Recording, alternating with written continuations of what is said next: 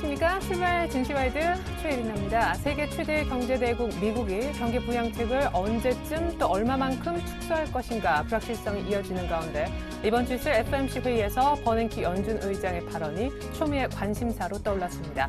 이미 IMF는 올해까지는 적어도 연준의 양적 완화 축소는 없을 것이다 라고 얘기를 했는데요. 이에 앞서서 월스트리트저널도 비슷한 톤의 보도를 한 바 있습니다. 분위기가 이 정도 되면 주말 앞두고 뉴욕 증시도 올라야 정상일 텐데 지표가 좋지 못해 빠졌다고 합니다. 하락폭 체크해보겠습니다. 네, 먼저 유럽 쪽부터 보면요. 미국의 지표 부진 소식에 미 연준이 양적 완화 조기 축소에 나서지 않을 것이란 전망이 힘을 얻으면서 유럽 증시는 올랐습니다. 하지만 상승폭은 크지 않았는데요. 주말 앞두고 뉴욕 증시는 지표 부진과 성장률 하향 전망 등의 악재로 하락했습니다. 다우가 0.7, 나스닥과 S&P 500은 0.6% 안팎으로 빠졌는데 이로써 3대 지수도 주간 기준 1%가량 하락세로 바뀌었습니다. 이날 나온 지표들이 전반적으로 부진했습니다. 지난달에 거의 6년 만에 최고치를 기록했던 미국의 미시건대 소비심리지수, 이번 달에는 소폭 하락세를 띄었고 82.7을 기록했습니다. 또한 지난 분기 경상수지 적자는 수입 증가에 따라 전 분기 대비 3.7% 확대됐습니다. 미국의 지난달 산업 생산은 변동이 없었던 것으로 집계됐습니다. 제조와 광산업 생산은 증가했지만 전력 생산 부진이 상승분을 상쇄한 것으로 분석됩니다. 한편 지난달 생산자 물가는 전월 대비 0.5% 올라 석 달 만에 오름세를 보였습니다.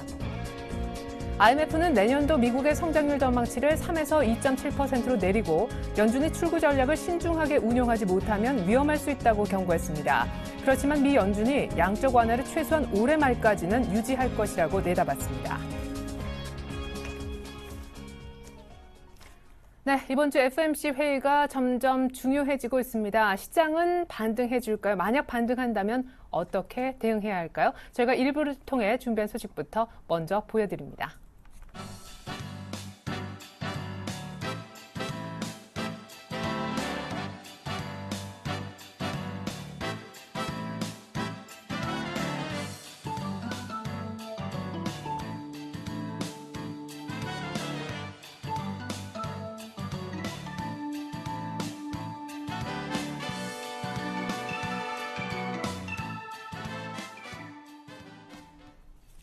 네, 잠시 후에 김동섭 이사님의 버냉키 의장 발언 예상도 들어보실 수 있으니까요. 잠시만 기다려주시면 좋겠습니다.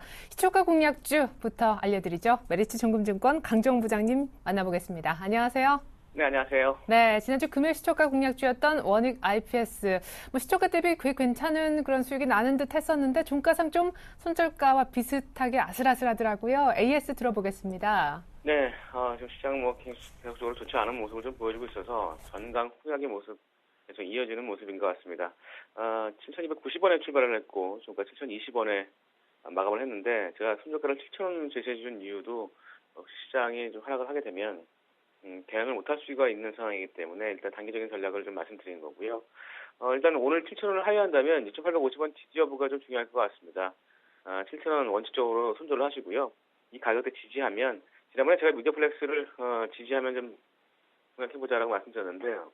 금요일에 많이 상승하는 모습을 보였던 것처럼 확인하고 단기적인 전략이 좀 중요한 것 같습니다. 그래서 7,000원 하회했을 때 원칙적으로 손절하시고요. 좀 넓게 보신다면 6,850원까지 좀 보면서 대응하시기 바라겠습니다. 네, 그래요. 7,000원 정도 손절 가격 지키면서 대응하자. 그리고 그 다음에 좀 여유를 두자면 6,850원 정도 2차 손절 가격까지 감사합니다. 오늘 시초가 공략 종목은 모바일 게임주라고요? 네, 최근에 좀 게임주, 특히 이제 모바일 게임주들이 좀 약세를 보였는데 유상증자 얘기가 나오고 특히 대기업들의 모바일 게임 진출에 따른 이런 센티멘트 약화가 주가 하락을 좀 보였는데요. 컴투스를 오늘 준비를 했습니다. 이 컴투스는 모바일 온라인 게임 소프트웨어 업체고 99년도에 국내 최초로 모바일 게임 서비스를 시작한 회사입니다. 시장 점유율은 4.2%를 차지하고 있고요. 모바일 게임이 전체 수출 부분의 61%를 차지하고 있다라고 보시면 되고 이 게임 산업의 특성상 이 흥행 여부가 좀 매출에 직접적인 영향을 미친다라고 보시면 되겠습니다. 주요 포인트는 두 가지 주시는데요. 첫 번째는 3분기 이 자체 개발 라인업 출시에 본격화를 둘 수 있습니다. 1분기 실적은 예상을 좀 상회하는 모습을 보이면서 좋은 모습을 보였습니다. 2, 4분기부터 이 카카오톡과의 시너지가 발생하면서 뭐 히어로즈 워라든가 홈런왕 이런 카카오톡 매출의 증가가 분기사상 최대 실적을 기록을 했습니다. 하지만 2분기에는 좀 부진할 전망을 좀 예상하고 있는데 매출액과 영업이익 각각 전 분기 대비해서 4.8%와 21% 하락할 것으로 전망되고 있습니다. 시장 컨센서스를 좀 하회할 것으로 보여지고 있는데요. 6월 지난주 기준으로 해서 총 7종의 신작을 출시했습니다. 자체 개발 5개, 퍼블리싱 2개를 출시했는데 히어로즈 매출 감소 속에서 이 리틀 레전드 등의 신작 성과가 좀 부진한 모습을 보였고 게임 출시 지연이 좀 되면서 주가가 좀 하락하는 모습을 보였습니다. 역시 시장과 같이 연계해서 하락하는 모습을 보였는데 6월 말 이후에 자체 개발 라인업 신규 출시가 본격화될 것으로 전망되고 있습니다. 그래서 주가가 최근에 낙폭이 좀 가는 모습이기 때문에 반대로 이제 저가 매수가 가능한 그런 종목을 측면이 아닌가 그런 생각이 들어서 오늘 컴퓨터를 준비했고요.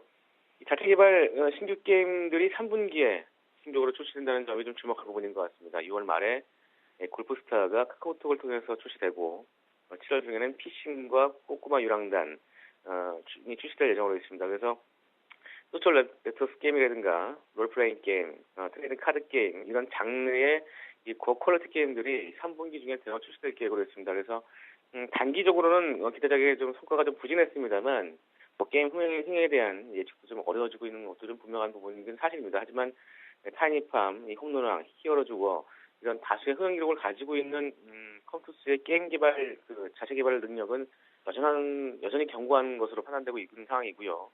향후 출시 게임들에 대한 기대감도 높은 상황입니다. 그래서 이 성공적인 어떤 부분을 좀 기대할 수 있을 것 같고 두 번째는 저평가 매트를 두시는데요.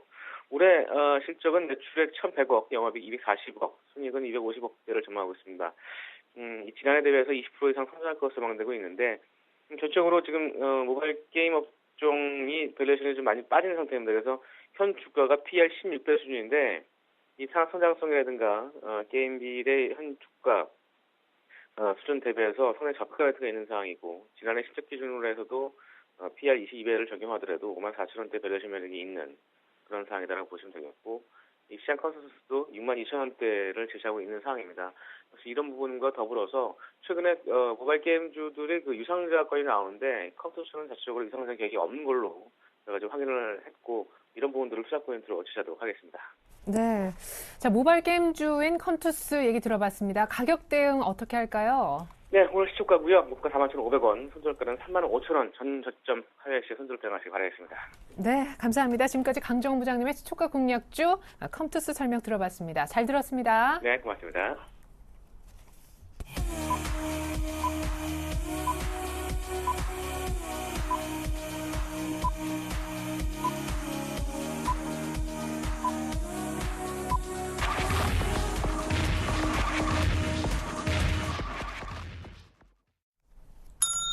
네, 6월 17일 월요일 우리 장 열렸습니다. 지난주 2%가량, 지지난주 4%가량 2주 연속 큰 폭으로 빠지면서 코스피는 연중 최저치까지 밀려 있었었는데요. 이번 주 FOMC 회의를 앞두고 오늘 큰 흐름 보여줄 수 있을까? 무엇보다 반등한다면 반등폭을 같이 한번 체크해 보겠습니다. 출발 상황 분석해 주시고자 두 분의 전문가가 나와주셨습니다. 이명식 전문가님 그리고 골든이글 투자자문 정태근 팀장님 인사 나누죠. 안녕하세요. 반갑습니다. 안녕하세요. 네, 지난주 금요일까지도 밀렸습니다. 외국인들의 매도는 계속 이어졌고 오늘 수급 그리고 코스피의 출발 상황 먼저 짚어주시죠. 네, 금일 코스피 지수의 경우 2포인트 반등한 1,891포인트로서 소폭의 오름세를 형성하고 있습니다. 금일에 그나마 특징적인 요소는 외국인들이 코스피 시장, 코스닥 시장 소폭의 매수 우위로 출발하는 모습을 보여주고 있고요. 기관도 매수세 우위로 반전하는 모습을 보여주고 있습니다. 프로그램 매수 쪽에서도 소폭 우위를 보여줌에 따라서 금일은 좀 낙폭이 축소되는 그런 흐름이 전개될 가능성이 매우 높다라고 보실 수가 있겠습니다. 시가총액 상위 종목 흐름을 살펴보도록 하겠습니다. 삼성전자, 현대차, 포스코 일제히 강보합권을 형성하고 있고요. 금일은 현대모비스가 한 2%대 반등 모멘텀이 다소 강하게 나타나는 모습이 전개되고 있고 시가총액 상위 종목군들이 전반적으로 강한 흐름이 전개되고 있는 반면 신한지주를 비롯한 일부 금융 섹터가 다소 약세 국면이 전개되고 있는 모습이 현재 진행되고 있다라고 보실 수가 있겠고 시가총액 중위권 쪽에서는 계속 계속해서 눈치 보기 관망세가 현재 진행되고 있는 그러한 모습을 보여주고 있죠. 하나금융지주의 경우에는 뭐 바닥권에서 반등하고 있는 모습을 보여주고 있습니다. 현재 계속해서 시가총액 상위 종목으로 일단 외국인과 기관의 수급이 쏠리는 양상이 진행되고 있다라고 보실 수가 있겠고, 최근에 낙폭이 심했었죠.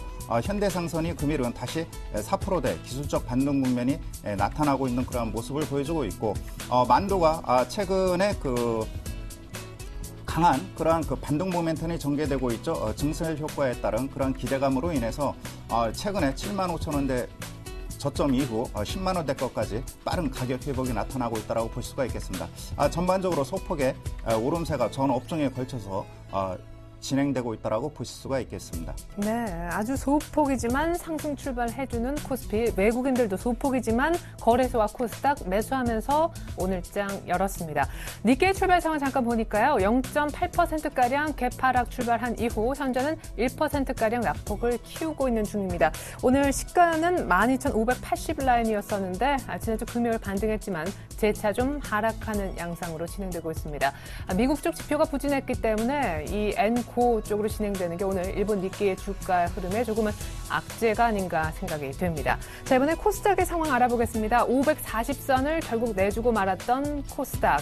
외국인들이 오늘 사는지 그 부분도 궁금한데요. 네. 네. 지난주 같은 경우에 코스닥이 전체적으로 안 좋긴 했었지만 주간 기준으로 등락폭을 좀 보게 된다면은 그래도 0.4% 정도 강보합권 마감을 하게 되면서 코스피보다는 상당히 좀 선방하는 그런 흐름이 좀 나왔었습니다. 하지만 주반 쪽에서 좀 무너졌던 부분들이 좀 아쉬운데요. 자, 월간 기준으로 봤을 때 540포인트가 상당히 좀 코스닥은 중요한 자리인데 이번 주에 540선 전후로 해서 좀 지켜주는지 여부를 좀 계속 좀 체크를 해보시는 게 좋을 것 같습니다. 그러기 위해서는 아무래도 외국인의 수급이 좀 가장 중요한 키포인트가 좀 되지 않겠나 생각을 하고 있는데요. 앵커님께서 좀 짚어주셨듯이 이번 주에 과연 어떤 코스피 시장의 어떤 대안으로 코스닥 쪽으로 외국인의 매수가 들어오는지도 한번 좀 체크를 해봐야 될 것 같고요. 그리고 코스피 시장이 얼마만큼 좀 빠르게 안정을 찾느냐에 따라서 코스닥도 마찬가지로 조금 안정을 찾지 않겠나 생각을 하고 있습니다.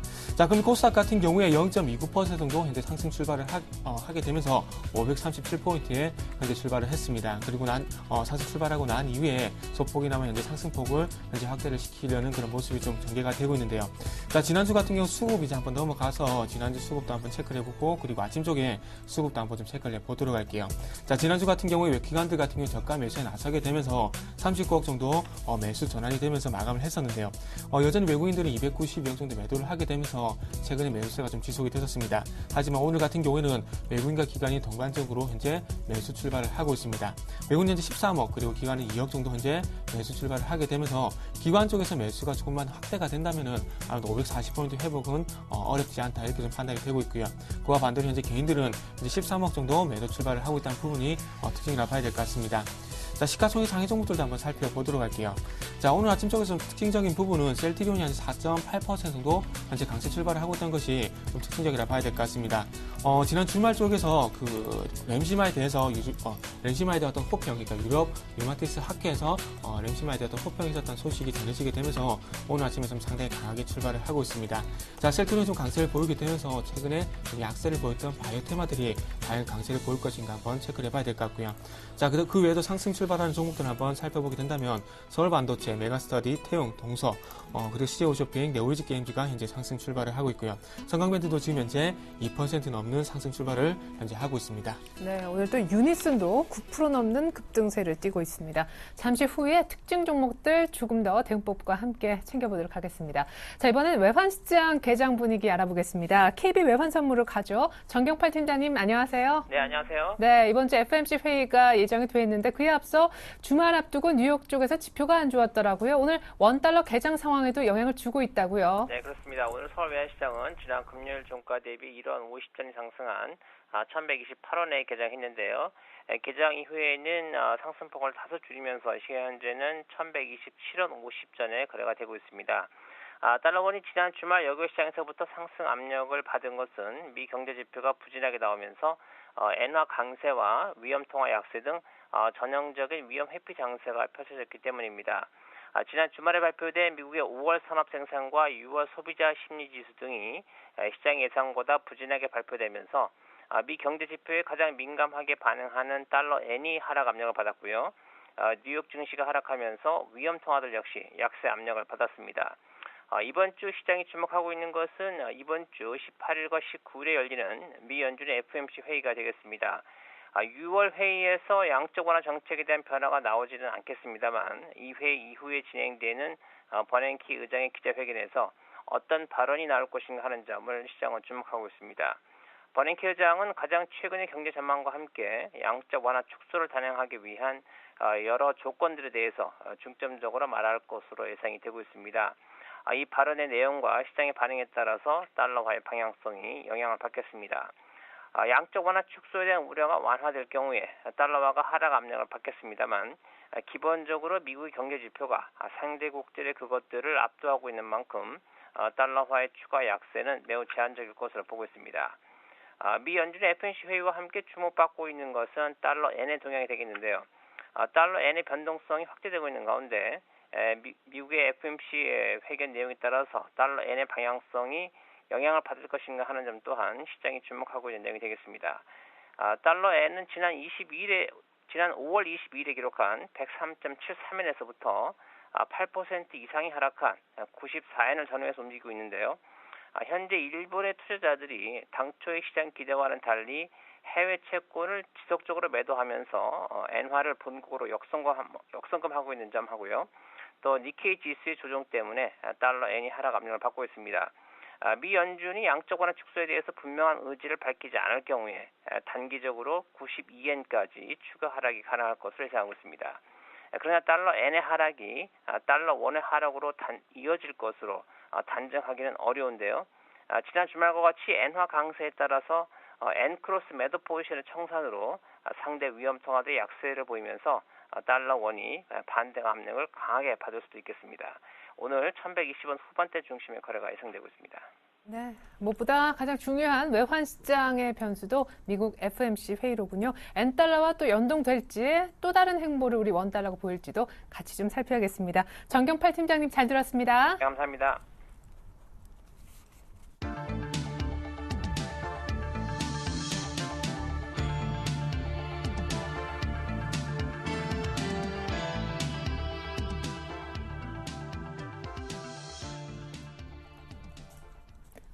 네, 시장과의 소통을 강조해왔던 우리 벤 버냉키 의장이 이번 회의에서 양적 완화 축소와 관련된 그런 얘기를 해줄지 궁금합니다. 현대증권 오성진 센터장님과 얘기 나눠보겠습니다. 안녕하세요, 센터장님.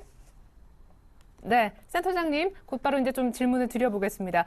사실 19일날 버냉키 의장의 양적 완화 발언이 시장의 초미의 관심사로 떠올랐는데요.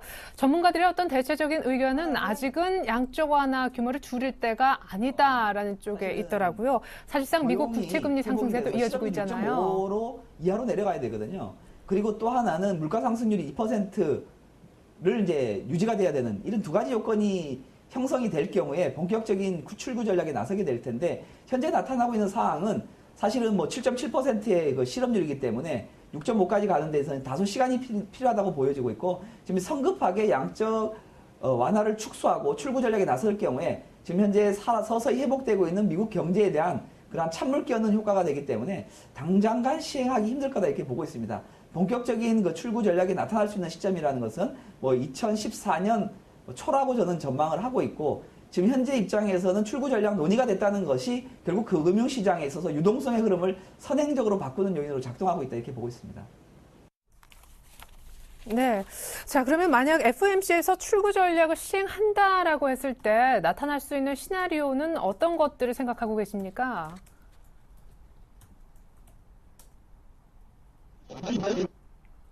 네. 사실 이제 FOMC 회의에서 올해까지는 아무래도 연준이 뭐 여러 가지 분위기상 출구 전략은 시행할 수 없다라고 하는데 뭐 내년 초 예를 들어 빨라도 올해 말 정도 시행한다라고 했을 때는 뭐 금융시장이 좀 많이 흔들릴까요? 결국 이제 출구 전략 논의라는 부분하고 실질적인 시행 이거 두 가지를 나눠봐야 될 것 같은데요. 저는 지금 현재는 출구 전략이 이제 논의되는 시점이지 않습니까? 그렇다고 보면 작년 9월 달부터 시행됐던 이 양적 완화가 결국은 주가 상승하고요. 부동산 가격 상승, 채권의 가격 상승, 이런 자산 가격 상승으로 연결됐거든요. 그렇다고 보면 논의되는 시점에서는 이와 같은 자산 가격 상승이 좀 과도했다라는 인식이 확산이 되면서 결국 수익 실현할 수 있는 요건들이 상당히 충족되었다 이렇게 보여집니다. 그래서 선행적으로 지금 자금 흐름이 결국 주식에서도 빠지고 채권에서 빠지는 이러한 양상이 이어진다 이렇게 보고 있고요. 당분간 이와 같은 흐름은 뭐 한 2, 3개월 정도 이어지지 않겠냐 이렇게 보여집니다. 이후에 본격적인 출구 전략이 시행될 경우에는 의외로 주식시장은 결국 경제 지표에 대한 확신 때문에 출구 전략이 단행되는 거기 때문에 주가상으로는 별로 영향이 없을 것으로 이렇게 전망을 하고 있습니다. 네, 굉장히 좀 흥미로운 얘기를 들려주셨습니다. 본격적으로 의외로 출구 전략이 시행될 때는 그 당시에는 이제 지표가 괜찮을 거기 때문에 주식시장을 비롯해서 금융시장들이 의외로 많이 흔들림이 없을 거다라는 얘기셨고요. 사실상 근데 이 출구 전략 논의만으로도 이미 이머징 시장의 자금은 이탈이 되고 있다라는 분석 많이 있습니다. FOMC 회의와는 상관없이 이미 유출이 시작된 것 맞습니까? 어떻게 보십니까? 이머징 시장에서의 자금 유출은 벌써 이제 3주째 이어지고 있다 이렇게 보셔야 될 것 같고요. 이와 같은 흐름은 다소 이어질 것이다 이렇게 보고 있습니다. 자금 이탈이 과속화되게 나타나는 이유는 결국 과도하게 올라간 한국만 좀 소외됐죠. 그러니까 이머징 시장, 특히 뭐 일본이라든가 그다음에 아세안 국가들은 주가 상당히 의외로 많이 올랐습니다. 그거에 따라서 차익 실현 욕구가 강한 상황이고 밸류에이션에 대한 부담을 느끼는 상황이기 때문에 충분히 출구 전략 논의라는 것만으로도 차익 실현에 대한 욕구가 강하게 나타나면서 주가 조정 양상은 이어질 것으로 보여지고 있고 이와 같은 흐름에 따른 자금 유출은 다소 이어질 것으로 이렇게 전망을 하고 있습니다. 네, 2, 3주 정도 더 이어질 것이다. 뭐 이런 예상도 해볼 수가 있겠군요. 충분히. 근데 최근 일본 증시 보면 또 분위기가 심상치 않습니다.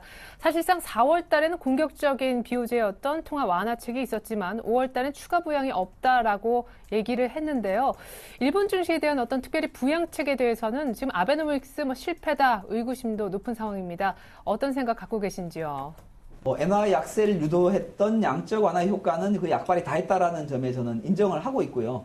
결국 그 다음 흐름은 뭐냐면 양적 완화가 결국 일본의 펀더멘탈 개선으로 나타나야 되거든요. 그러니까 소비가 회복이 되어지고 수출이 살아나는 이러한 구도가 나타나야 주가가 더 추가적인 상승을 보이는데 현재 시점에서는 이와 같은 흐름이 나타날지 또 얼만큼 강도로 세워질지에 대한 불확실성이 있기 때문에 과도하게 높아져 있는 주가 상승과 밸류에이션 부담 때문에 주가가 조정받는 것은 당연한 현상이라고 보고 있고 실질적인 펀더멘털에 대한 개선이 나타난 시점에 가서야 주가의 재반등이 나타날 것으로 전망하고 있습니다. 네, 우리 시장에 대한 얘기 좀 해보겠습니다. 외국인들의 매도세가 특별히 삼성전자에 대해서 끊이질 않고 있습니다. 물론 오늘은 지난주 금요일에 이어서 이틀 연속 반등하고 있습니다만 반등폭도 작은데요. 쉽게 좀 질문을 드려보겠습니다. 삼성전자 자체만의 문제가 있습니까? 아니면 단순 수급 때문에 삼성전자가 이렇게까지 하락한 것일까요? 저는 수급적인 요인이다 이렇게 보고 있습니다. 결국 출구 전략 논의가 되면서 자금 유출이 이머징 시장에서 빠르게 나타나고 있고 그렇다면 한국도 예외일 수는 없죠. 사실 자금이 유입될 때 한국이 예외가 됐던 것은 엔화 약세란 요인 때문에 한국으로 들어올 돈이 이제 일본으로 쏟아졌던 것이 문제인데 유출이 나타나니까 결국은 한국에서의 자금 유출은 불가피하다고 보고 있습니다. 차익 실현에 대한 욕구로 인해서 빠르게 자금 회수가 나타난 상황이기 때문에 삼성전자의 그 외국인들의 집중적인 매도는 결국 차익 실현을 가장 손쉽게 할 수 있다는 왜냐하면 시가총액 비중이 21%가 되기 때문에 그러한 요인이 작동한 것으로 보여지고 있고 또 글로벌 시장에서 헤지펀드들이 상당히 빠르게 활동을 하고 있고 그다음에 파생 시장도 연계돼서 상당히 좀 규모가 커져 있습니다. 이런 복합적인 요인들이 결국 삼성전자에 대한 펀더멘탈 훼손이라기보다는 유동성 흐름이 바뀌게 됨에 따라서 삼성전자가 억울하게 좀 집중파를 맞았던 면도 있다라고 저는 이렇게 보고 있습니다. 네. 억울하게 삼성전자가 하락할 수밖에 없을 정도로 외국인들의 자금 빼내기가 지금 급한 모습인데 그렇다면 외국인들은 언제까지 우리 주식시장을 팔까요? FOMC 회의 직후 정도에는 돌아올 수 있겠습니까? 외국인들이 언제 이제 한국 시장이 다시 돌아올 거냐라는 것이 문제가 되는데 핵심 키는 펀더멘탈 개선에 달려 있다고 보고 있습니다. 펀더멘탈 개선이라고 하면 한국의 수출 증가가 빠르게 회복이 되는 부분이 될 수 있는데요. 그것은 역시 연결고리는 미국에 달려 있고요. 미국의 ISM 제조업 지수하고 고용 지표가 완연한 회복세를 보일 경우에 외국인들은 다시 한국 시장으로 돌아올 수 있고 결국 그것은 뭐냐면 펀더멘탈에 의한 그다음에 주가 상승으로 나타나는 실적 장세의 전환을 기대할 수 있을 것으로 보여집니다. 저는 시기는 결국 한 9월 정도 되지 않겠느냐 이렇게 전망을 하고 있습니다. 네, 지난주 우리 시장이 1900선 이탈하면서 연중 최저치까지 밀려 1880대를 봤습니다. 오늘 소폭 반등하고 있긴 한데 FOMC 회의 결과에 따라 또 어떻게 될지 모르겠습니다. 여기서 더 추가적으로 하락을 많이 할까요? 아니면 이 정도에서는 반등을 줄까요? 어떤 전략 세워보면 좋겠습니까? 당분간 한국 시장은 지수 저점이 어디가 될 거냐에 대한 탐색 국면이 이어질 것으로 전망을 하고 있습니다. 사실 PBR 1배 수준이 1850에 놓여 있기 때문에 일단 이거에 대한 지지 기대감은 여전히 높은 상황이고요. 실질적인 수급도 보면 투신이나 그다음에 연기금들도 저가 매수에 나타나 있는 상황이기 때문에 외국인 매도에 대항한 그런 수급 균형 상태가 당분간 나타날 것으로 보여지고 있습니다. 결국 지수 저점이 확인된다 하더라도 상승에 대한 모멘텀을 기다리는 과정에서 주도주가 어디에 나타날 것이냐는 주도주 탐색 국면이 당분간 이어질 것으로 전망을 하고 있습니다. 네, 지금까지 현대증권 오성진 센터장님과 함께 해봤습니다. 감사합니다.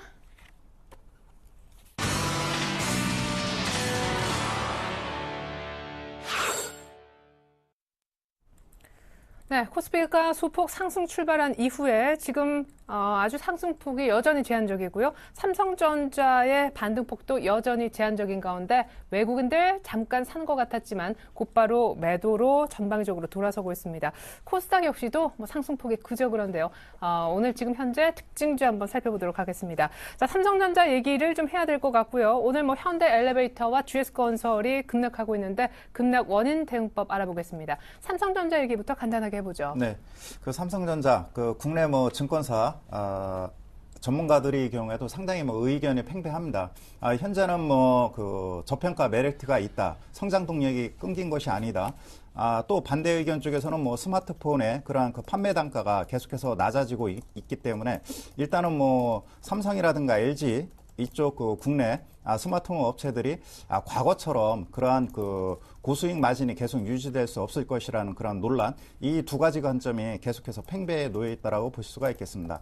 그러나 삼성전자의 경우에는 다양한 그 포트폴리오를 현재 구성하고 있기 때문에 스마트폰 쪽에서 약간의 그런 성장세가 주춤거린다 하더라도 다시 만회할 수 있는 이쪽 그 반도체 서버 시장이라든가 모바일 디램 시장이 내년도에도 그 폭발적으로 성장할 것으로 보여집니다.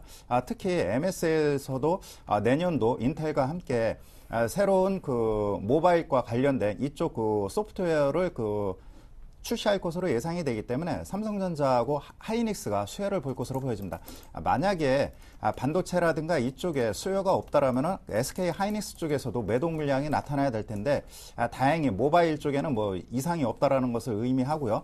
특히 그 스마트폰 시장의 경우에는 계속해서 진화해 나가는 그런 과정입니다. 그 애플의 경우 보급형 시장에 진출하기 위해서 10만 원대 초반에 보급형 준저가 제품을 앞으로 출시하고요.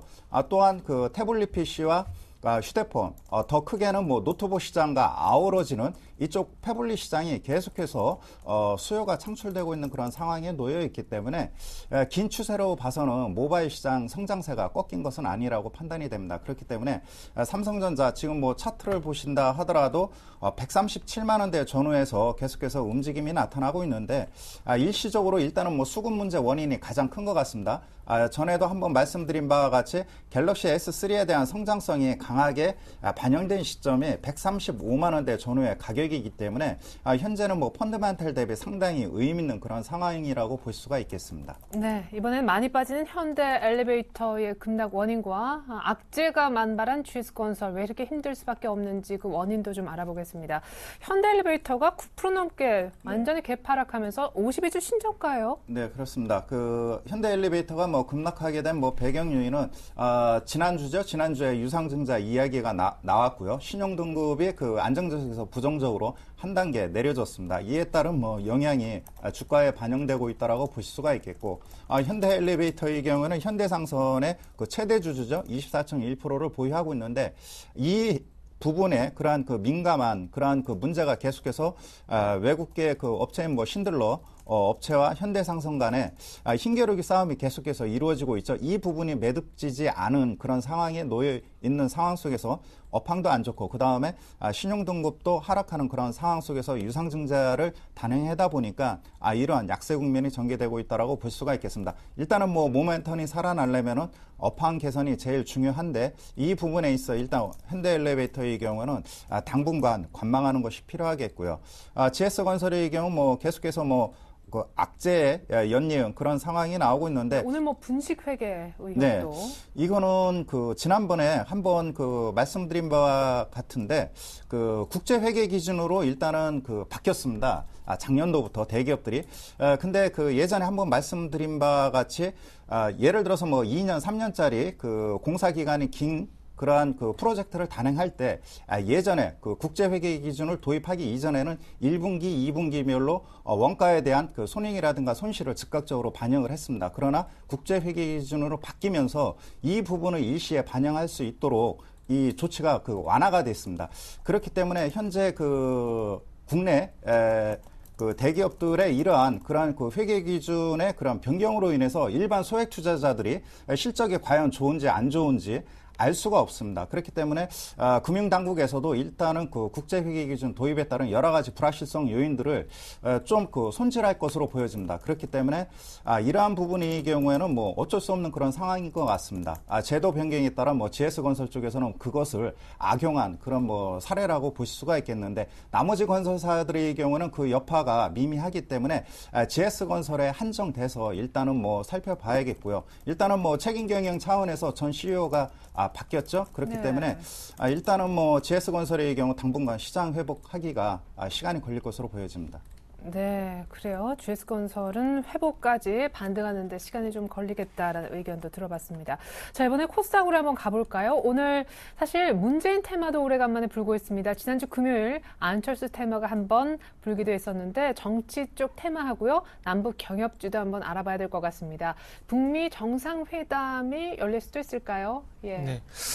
일단은 뭐 먼저 말씀하신 문재인 테마 쪽부터 먼저 네. 살펴보게 된다면 뭐 오늘 우리들 제약 그리고 우리들 생명과학 같은 경우 현재 상한가에 진입을 했고요. 그리고 바른손이 지금 이제 12% 정도 강세를 보이고 있는데 그런 부분인 것 같아요. 단순히 인맥 테마들 강세를 보이고 있는데 인맥 테마들이 좀 강세를 보이고 있는데 다시 한번 정치 재개를 했다는 부분들, 그러니까 안철수 씨와 어떤 정치적인 제의를 했다든지 아니면은 그 정치부 기자들과 산행에 나서게 되면서 정치적인 행보에 나섰다 이런 부분들이 좀 부각이 되는 것 같습니다.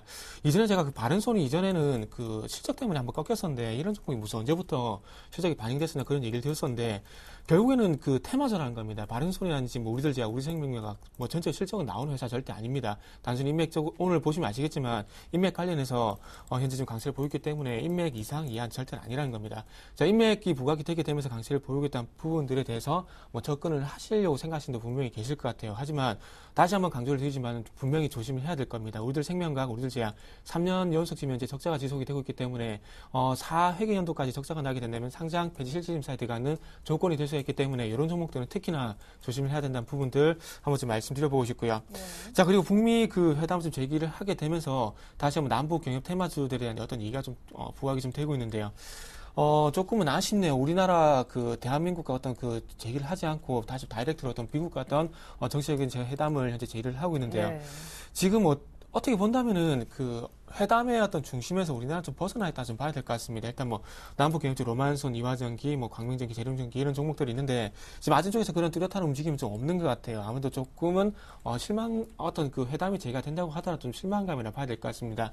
일단 우리나라와 아닌 제3국가에 북미 회담이 제기가 되게 되면서 이런 부분들이 어떤 그 온화 무드로 가는 것이 아니라 조금은 이 온화 무드가 다시 한번 더 벌어질 가능성에 대한 부분도 좀 부각이 되는 것 같아요. 그래서 남북 경협주에 그다지 아침 쪽에서는 부각이 되지 않고 있다.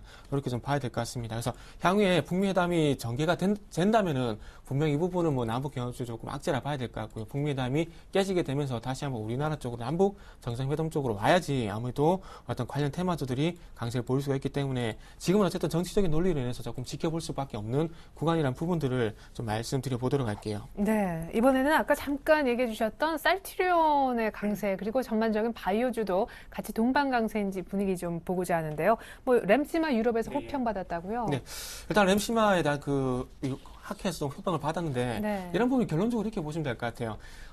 일단은 지금 그 유럽에서 그 바이오시밀러 제품들을 셀트리온이 팔기 위해서 현재 노력을 좀 많이 하고 있습니다. 하지만 중요한 것은 아직 허가가 나지 않고 있고 그리고 더욱 중요한 것은 복제약이 아닌 순수 뭐라 해야 될까요? 순수 제약에 대한 부분들이 지금 판매가 미연기가 됐었기 때문에 이 연기로 인해서 바이오시밀러도 마찬가지로 밀릴 수밖에 없습니다. 그렇기 때문에 최근 좀 악재가 됐었는데 이런 부분이 조금 해소가 될지가 아무래도 향후에 바이오 테마주도 연관성으로 이어질 가능성이 좀 있을 것 같아요. 어쨌든 1차적으로는 셀트리온이 바이오시밀러 제품 허가에 대한 부분도 이루어지게 되면서 제품 판매로 인했던 실적 기대감 이런 부분들 먼저 봐도 되겠지만 이런 부분들로 인해서 얼마만큼 줄기세포 관련 어떤 그 테마들 그리고 줄기세포 관련 어떤 임상이라든지 이런 부분들과 조금 연결이 돼야지 제가 보기엔 좀 바이오 테마 쪽도 강세를 보이지 않겠는 생각을 하고 있습니다. 그리고 중요한 것은 일단 해외 쪽보다는 국내에서 지금 현재 바이오 쪽 관련해서 이번 정권에 상당히 좀 밀고 있는데 정부 정책 관련 얘기가 다시 한번 부각이 돼줘야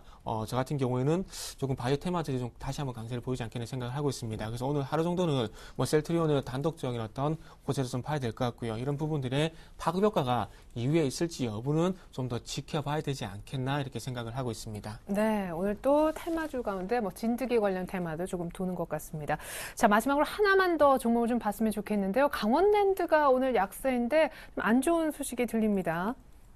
강원랜드 글쎄요. 네. 제가 지금 뭐 속보치를 확인을 못했기 때문에요. 네, 뭐 일단 700억대 통상임금 피소설 지금 나왔거든요. 통상임금. 네. 그것은 요즘 대기업들이 현재 뭐라 그럴까 기존의 보너스를 정상적인 급여에 포함할 것이냐 말 것이냐 이 부분은 강원랜드뿐만 아니라 뭐 현대기아차 그다음에 유통업체들이 전반적으로 뭐라 그럴까 해당되는 그런 상황이라고 보실 수가 있겠습니다. 외국계 GM에서도 이 문제가 해결이 된다면은 대우 GM 자동차에 대한 투자를 좀 더 강화하겠다 이런 메시지가 나왔거든요. 그렇기 때문에 통상임금과 관련된 이 협상 문제의 경우에는 정부 차원에서 대응할 가능성이 크기 때문에 좀 시간이 오래 걸릴 것으로 보여집니다. 개인적으로는 뭐 크게 뭐 리스크로 반영될 가능성은 없다라고 볼 수가 있겠습니다. 네. 자, 지금 코스피와 코스닥의 분위기가 상당히 좋지 않습니다. 개장한 지 30분밖에 지나지 않았는데 외국인들 다 매도로 돌아섰고 선물 쪽의 매도가 급하게 1,500계약 넘게 나오면서 코스피는 1,880선 또 다시 위협하고 있고 코스닥은 오늘 540 보지도 못했는데 역시 외국인들 매도 때문에 하락 전환도 했습니다.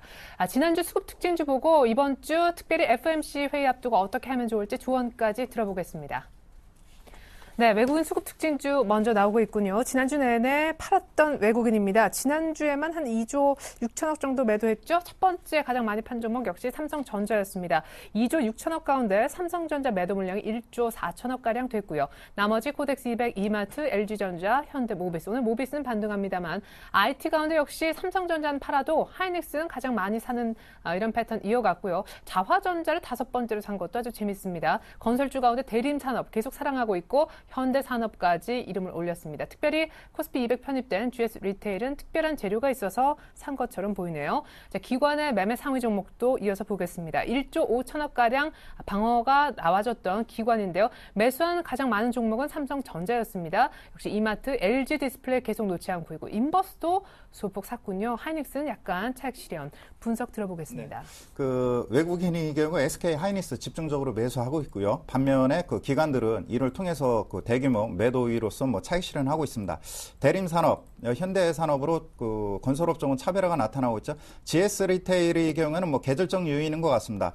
최근에 광동제약이 강한 상승 흐름이 나타나고 있는데 여름 수혜주로서 부각되고 있는 것이 아닌가 이렇게 판단이 되고요. 자화전자, 최근에 카메라 모듈 업체들 급락이 나타났는데 갤럭시 S4의 일부 1600만 화소가 채택이 된 것 같죠. 자동 중 기능이 다시 한번 부각되고 있는 그런 상황이라고 보실 수가 있겠고요. 기관들의 매매 동향을 보면은 별다른 내용은 없고 삼성전자에 대한 그 매수세가 강하게 유입되고 있죠. 지수 방어에 총력을 다하고 있고 반면에 뭐 특징적인 것은 아무래도 외국인의 매도 공세가 지속되다 보니까 해지 차원에서 코덱스 인덱스를 편입한 것으로 보여지고 있습니다. 네, 자 FMC 회의 앞입니다. 다들 뭐 웬만해서는 FMC 회의 전후로 해서 반등할 거니까 오히려 저가 매수를 한번 잘해보자라는 의견도 있던데 위험하다 싶기도 하고요. 네, 그 일단은 뭐 생산 설비 투자가 완료되는 회사, 그 다음에 환율 수혜주로서 일단은 압축을 해야 될 것 같습니다. 뭐 세아베스트리라든가 일부 그 넥센타이어 같은 경우 작년도 올해 상반기 증설 효과가 마무리될 것으로 예상이 되고 환율 수혜도 볼 것으로 보여집니다. 특히 뭐 코스닥 시장의 경우에도 뭐 피팅 업체들 계속해서 뭐 해양 플랜트 쪽에서 수주가 나오고 있고 환율 영향권에서 좀 악재에서 벗어나는 그런 상황에 놓여 있기 때문에 압축해서 대응할 필요가 있다고 여겨집니다. 예, 이번에는요 지난주 코스닥 수급 특징주 보고 우리 정태근 팀장님의 조언도 들어보겠습니다. 네, 지난주에 외국인들이 코스닥 수, 목, 금 꽤 많이 팔았었죠. 주초반산 거 다 내놨었는데 덕산 하이메탈과 SFA 많이 정리했습니다. 산 쪽은 오늘 또 램시마 호주에 있는 셀트리온과 오스템 임플란트, 성광밴드 정도였습니다. 다날도 사실 많이 빠졌는데 외국인들도 5번째로 정리를 한 모습입니다. 루멘스는 또 샀네요. 자, 이번에 기관의 매매 한번 보겠습니다. 700억가량 방어해줬던 지난주 SFA를 기관은 또 조금 사줬군요. 약간 매매 공방이 있는 듯하고 다음 역시 마찬가지입니다. 포스코 ICT 기관이 끌고 가지고 있고 사파이어 테크놀로지와 서울 반도체 이쪽은 또 기관이 LED 쪽에서 만지는 것 같습니다. 가장 눈에 띄는 것은 역시 게임빌과 컴투스 그리고 그 중간에 끼어있는 SM 정도이네요. 네, 예. 지난주 금요일 날 출연했을 때, 뭐, 게임 관련, 그리고 엔터테인먼트 관련주들에 대해서 기관의 매도가 나오고 있는데, 뭐, 주 전체적으로 봤을 때도 코스닥 내에서 기관들은 뭐, 게임 그리고 엔터 관련주들을 뭐, 지금 매도를 했던 부분들이 다시 한번 특징적으로 봐야 될 것 같습니다. 자, 그리고 뭐, 종목으로 좀 압축을 해보자면은, 일단은 뭐, 외국인도 그렇고요. 그리고 기관도 조금 호재가 있는 종목들 쪽으로 압축을 하는 것 같습니다. 뭐, 오늘 저 셀트리온이 뭐, 그, 유럽 쪽에, 램시마에 대한 어떤 그 호평에 대한 얘기가 나왔다는 소식이 나왔는데, 그런 부분도 조금 뭐, 미리 알았다는 것은 아닌가 이렇게 생각이 되고 있고요. 서울 반도체 같은 경우 오늘 아침 쪽에서 중국이란지 그리고 북미 쪽에 어떤 해외 매출 기대감에 대한 얘기가 나오고 있는데 그런 부분들의 어떤 선침해가 아닌가 좀 생각이 들고 있습니다. 그리고 SFA 같은 경우에는 뭐 이명식 전문가님께서 말씀을 해주셨듯이 설비 투자 증설 효과에 대한 어떤 수혜주 이런 부분들이 좀 부각이 된 것이 아닌가 좀 생각이 되고 있고요. 이번 주도 어떤 그 특징적으로 봤을 때 지난주와 좀 동반된 그런 흐름이 나올 것 같습니다. 뭐 전체로 봤을 때 개별적인 호재가 있는 종목들 쪽으로 외국인이라든지 그리고 기관도 압축할 가능성이 상당히 좀 크지 않겠나 생각을 하고 있고요. 네.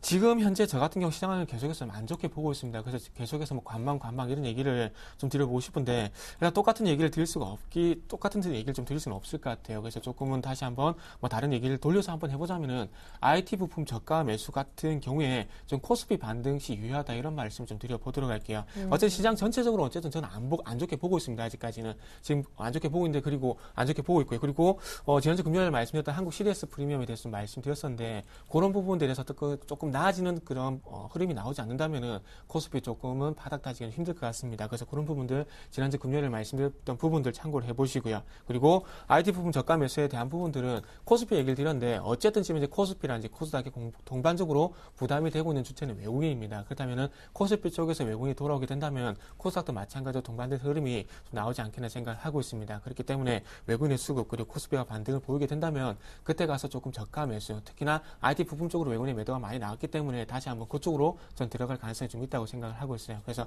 코스피 쪽으로 좀 체크를 하시면서 IT 부품 이제는 포트폴리오만 좀 관심 종목에만 조금은 채워넣을 필요는 있다 이렇게 말씀을 드릴게요. 네, 전반적인 시장 관망 스탠스는 바꾸지 않으시는 네, 거죠? 예, 알겠습니다. 코스닥의 IT 부품주가 가려면 역시 코스피가 좀 힘을 내줘야 된다는 얘기, 앞서서도 종목 압축 얘기도 이명치 전문가께서 해주신 바 있습니다.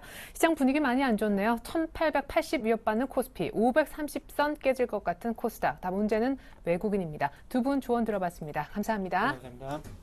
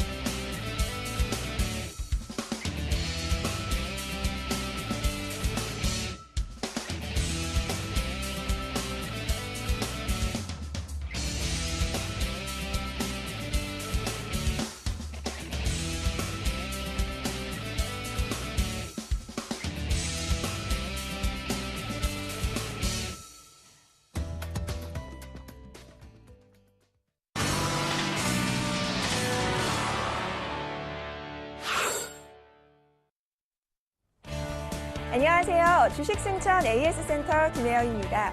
이 시간에는 밤 10시에 방송되는 서울경제TV 간판방송 주식승천 멘토들의 포트폴리오를 점검하고요. 전일 관심주와 공약주 AS하는 시간도 함께 가져봅니다. 매일 밤 10시에 방송되는 주식승천에서는 매주 월요일에서 목요일까지는 멘토들의 포트가 운영이 되고요. 금요일에는 종목 상담도 함께 진행이 된다고 합니다. 또한 이번 주부터는 개편이 이루어지니까요. 시청자분들의 많은 관심과 사랑 부탁드립니다. 자, 먼저 오늘은 8명의 멘토들의 포트폴리오 재점검하는 시간부터 가져봅니다. 먼저 김용준 멘토의 포트폴리오입니다. 하이브전 시스템 마이너스 12%입니다. 가장 큰 조정세고요. 이외 주성엔지니어링이 마이너스 3%, 이외 종목 모두 의견은 보유하자라는 의견입니다. 자, 이어서 김현돈 멘토의 포트입니다. 두 종목 편입되어 있습니다. 기아차와 SK 마이너스 5%, 마이너스 2%, 의견은 보유하자라는 의견입니다. 자, 이어서 나무누 멘토의 포트입니다. 현재 LGU 플러스가 선두입니다. 플러스 46%대의 수익률, 반면 신도리코와 SBS는 마이너스 1%대의 수익률입니다. 자, 이어서 신창원 멘토의 포트입니다. 포스코가 마이너스 6%, 삼성전자 가장 많이 밀립니다. 마이너스 10%대의 수익률, 이외 종목 모두 보유하자라는 의견입니다. 이어서 양승모 멘토의 포트폴리오 나옵니다. 실리콘웍스가 마이너스 7%, 이 플러스권은 두 종목, 하림홀딩스와 한미반도체, 의견은 모두 보유하자라는 의견입니다. 이어서 정대희 멘토의 포트폴리오입니다. 사파이어 테크놀로지가 플러스 6%, 반면 유지테크는 마이너스 6%입니다. 의견은 모두 보유하자라는 의견입니다. 이어서 정재은 멘토의 포트입니다. 영흥철강이 플러스 9% 가장 좋은 수익률이고요. 이어서 JC와 파워로직스 각각 마이너스 6%, 마이너스 4%, 의견은 보유하자라는 의견입니다. 자, 이어서 최명성 멘토의 포트폴리오입니다. 게임아이가 마이너스 5%, 매커스 가장 많이 밀립니다. 마이너스 15%, 이외의 종목 모두 의견은 보유하자라는 의견입니다. 자, 이어서 상위권을 달리고 있는 이 멘토들의 수익률 베스트 3를 이어서 볼 텐데요. 이 수익률은 종목 수익률이 아닌 전체 포트폴리오 평균 수익률로 지난 금요일 마감가를 기준으로 제시됐다는 점 참고하시기 바랍니다. 자, 현재 수익률 베스트 3가 나오고 있습니다. 1위는 나무누 멘토님 53%대의 수익률이고요. 2위에 정대희, 3위에 김현근 멘토님이 자리하고 계십니다. 네, 그렇다면 오늘은 이 전체 포트폴리오 수익률 53%를 자랑하고 계시는 나무누 멘토님 전화 연결해서 이 포트에 담긴 종목 살펴보겠습니다. 안녕하세요, 멘토님. 예, 안녕하십니까. 네, 축하드립니다. 베스트 1위에 자리하셨는데요. 이 포트에 담긴 종목, 향후 대응 방법과 AS 함께 해주시죠. 예, 최근 삼성전자의 외국인 매도가 상당히 좀 많이 이어지면서 전체적으로 시장 분위기는 굉장히 안 좋은 상황입니다. 아무래도 글로벌 양적 완화에 대한 리스크 관리를 위해서 이머징 마켓, 즉 신흥시장 위주로 자금들이 굉장히 많이 유출되고 있는데요. 이러한 자금들이 이제 미국 시장으로 들어가면서 일단 국내적으로는 수급적인 부분에서 굉장히 좀 압박을 받고 있는 상황입니다. 그러다 보니까 경기 민감주 쪽보다는 경기 방어주 그리고 대외적인 글로벌 리스크를 많이 받는 종목보다는 내수주 위주로 좀 상승하는 흐름들이 나타나고 있고요. 저의 첫 추천 종목이었던 LGU 플러스 같은 경우는 이러한 맥락에서 좀 잘 맞아 떨어지면서 상당히 높은 수익률이 진행 중입니다. 현재 12,600원대 왔다 갔다 하고 있는데요. 이 통신주는요. 조정이 있더라도 중장기 롱런의 가능성이 굉장히 높은 업종으로서 통신주에 대한 관심은 계속적으로 가져도 될 것 같습니다. 기타의 GKL 같은 경우에는 중국발 호재가 좀 많이 나와 있는데요. 중국의 VIP 대상으로 한 마케팅 비용이 어느 정도 그 꼭지점을 지났다 이렇게 볼 수가 있고요. 이제부터 수익성이 개선되는 시발점이다 이렇게 볼 수가 있겠습니다. SK 하이닉스 같은 경우는 오늘 조정이 좀 나타나고 있는데요. 그렇지만 이 반도체 관련된 여러 지수들이 계속적으로 상승하고 있고요. 이 D램 쪽에서의 하이닉스의 과점화가 상당히 좀 수익성 개선에 크게 작용할 것 같습니다. 이에 따라서 계속적인 어떤 모멘텀 상승, 이 주가 상승으로 이어질 것 같고요. 기타 신도리코 같은 경우에는 경기의 방어적 측면에서 굉장히 좀 좋은 흐름입니다. 현재 지수가 급락했음에도 불구하고 잘 버텨나가는 모습이고요. 기업의 내실이 워낙에 좋은 종목이기 때문에 거래량이 좀 작은 게 흠이라면 내실은 탄탄하기 때문에 소액 투자자분들께서는 계속적으로 접근을 하셔도 무방할 것 같고요. 자, 2, 4분기 강한 턴어라운드가 예상됩니다. SBS 같은 경우에는 1, 4분기 실적들 굉장히 좀 안 좋게 나타났는데요. 기저현상이라고 볼 수가 있겠고요. 2, 4분기 같은 경우에는 이 마이너스 73억의 영업이익을 전분기 달성했는데요. 2, 4분기는 200억 정도의 영업이익으로 극적인 전환을 앞두고 있다 이렇게 볼 수가 있기 때문에 SBS에 대한 포인트는요, 계속해서 보유 또는 신규 매수 가능하다 이렇게 말씀해드리겠습니다.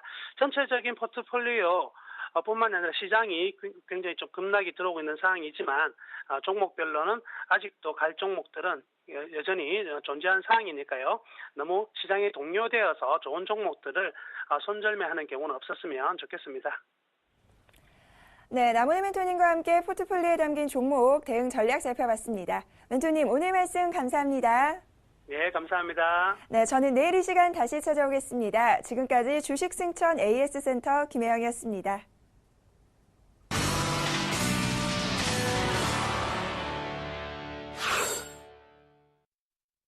네, 외국인들 때문에 괜찮게 출발했던 양시장 모두 파란불로 바뀌어있는 시점. 그러나 530선, 코스피는 1880선 깨진 않고 낙폭을 약간은 줄여줬습니다. 계속해서 글로벌 이슈 속 숨겨진 의미 알아볼까요? IM투자증권으로 가보겠습니다. 김동섭 이사님, 안녕하세요. 네, 안녕하세요. 네, FOMC 회의가 주목을 받고 있는데 IMF가 연준이 적어도 올해까지는 양적 완화 규모를 줄이지 않을 거고 유지할 거다. 시장이 너무 과민하게 반응하고 있다고 얘기를 했네요. IMF 쪽의 라가르드 총재가 그 미국의 경제 지표에 대해서 내년도가 3%에서 2.7%로 하향될 거다 얘기하면서 중요하게 얘기한 것 중에 하나는 시캐스트로 인해서 일단 경제 성장률이 1.75% 정도 줄어들 거라는 얘기를 했거든요. 그러면서 중요한 것은 지금 양적 완화를 현재 갑자기 종료하게 되면 시장에 상당히 혼란을 줄 수 있고 미국 경제에도 도움이 되지 않는다라는 얘기를 하면서 올해는 양적 완화 지속 가능성을 제기하고 내년도에 양적 완화가 종료가 축소가 될 수 있는데 축소도 아주 소량 축소될 확률이 높다라는 식으로 얘기를 하고 있죠. 아마도 미국과의 의외적인 표현이 아마 나오는 것이 아닌가라고 보여지고 있고 FOMC 회의를 앞두고 이러한 얘기가 나오는 것은 시장에 상당히 긍정적이라고 판단하고 있고요. 제가 볼 때도 미국의 양적 완화는 지금 바로 축소가 되기는 어려울 확률이 굉장히 높습니다. 시장이 이제 많은 내용들을 확인해 볼 수 있는 것 중에 하나가 실업률이라든가 인플레이션에 대한 부분이 결코 많이 주어지지 않았다라는 것이 상당히 중요하고요.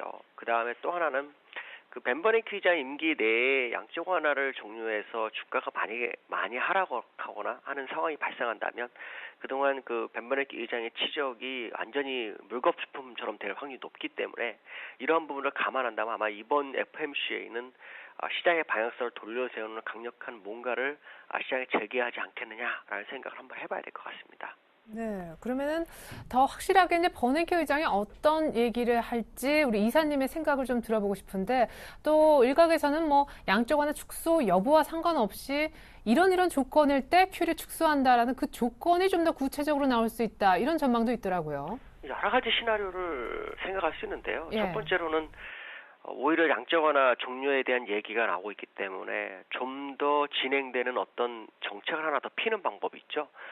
시장에서는 850억 불을 100억 불 정도 늘리자, 그러면 제인 브라운 같은 사람처럼 그런 걸 한다든가, 아니면은 그 연준에 지금 예치되어 있는 그 시중은행의 자금을 금리를 낮춰서 시장으로 그 돈이 흘러가게 한다든가 이런 식으로 해서 정확하게, 아니면은 올해는 양적 완화 전혀 없습니다라고 아예 못을 박아버리는 그런 상황도 상당히 괜찮다라고 판단하고 있고요. 그렇지 않고 다른 얘기, 예를 들어서 뭐 양적 완화 시장에 따라서 이런 얘기 나오면 시장은 정말 충격을 받을 수 있다고 판단하는데요. 시장은 아마 전자 쪽에 무게를 좀 많이 실어주는 것이 아니냐 이렇게 판단하고 있습니다. 네, 사실상 어떻게 보면 연준은 지금 당장 출구 전략을 할 수 있는 미국 경제 상황이 아니라는 걸 다들 알 텐데도 이 논의가 되고 있는 것 자체만으로도 전 세계 금융시장이 불안해하고 있거든요. FOMC 회의 이후에도 말끔하게 QE 축소 관련된 논란이 좀 들어갈까 의구심이 들기도 하는데 어떤 시장에 대한 전략이 필요할지 전반적인 조언 좀 구합니다. 제가 보는 견해로는 일단 양적 완화 종료가 안 되는 상황이 발생할 확률이 높습니다. 그러니까 양적 완화는 계속 지속될 확률이 높기 때문에 만약에 지속 가능하다는 언급이 나온다면 마지막으로 시세 분출을 주는 시점이 이제 마지막 한 1년 정도 남았다라고 접근하시면 될 것 같고요.